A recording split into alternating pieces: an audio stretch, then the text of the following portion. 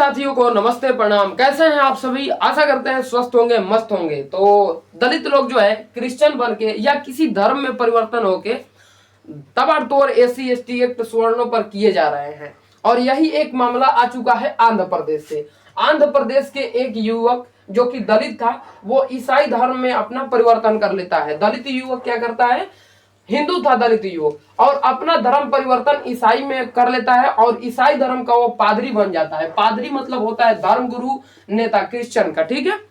अब क्या करता है कि एक स्वर्ण युवक पर एसी एसटी एक्ट में मुकदमा कर देता है। क्या कर देता है? एसी एसटी एक्ट में मुकदमा कर देता है। किस पर कर देता है? स्वर्ण पर कर देता है।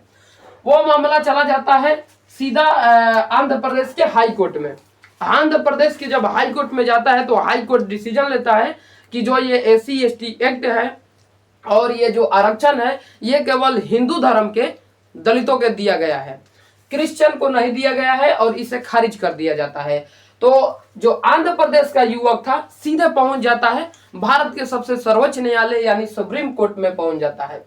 सुप्रीम कोर्ट इस पर निर्णायक अपना फैसला लेता है और कहता है, सुप्रीम कोर्ट के जज साहब कहते हैं कि जो एसी एसटी एक्ट है और ये आरक्षण है ये हिंदू धर्म के दलितों को दिया गया है।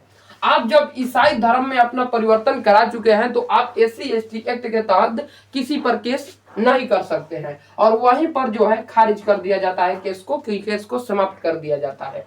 अब आपको हम बताएं कि जो ये ईसाई है, अब ईसाई धर्म के जितने भी लोग थे जो दलित थे या कोई भी धर्म के थे, ईसाई धर्म में आ गए हैं दलित समाज के लोग, ठीक है। तो जितने भी दलित समाज के लोग ईसाई धर्म में कन्वर्ट हुए हैं और एसी एसटी एक्ट जो है AC plus ST act case किए होंगे वो सारा के सारा सवर्णों पर से एक ही सर में समाप्त हो गया, क्योंकि भाई आप ईसाई बन चुके हैं, ईसाई बन के आप एसी एसटी एक्ट नहीं लगा सकते हैं, ठीक है।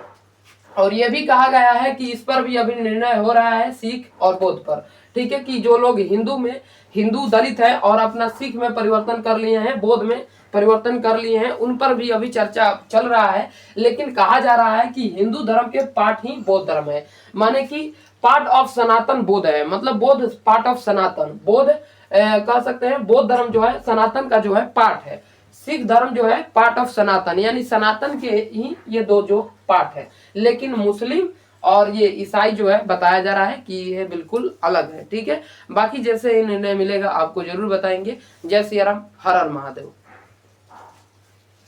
एक और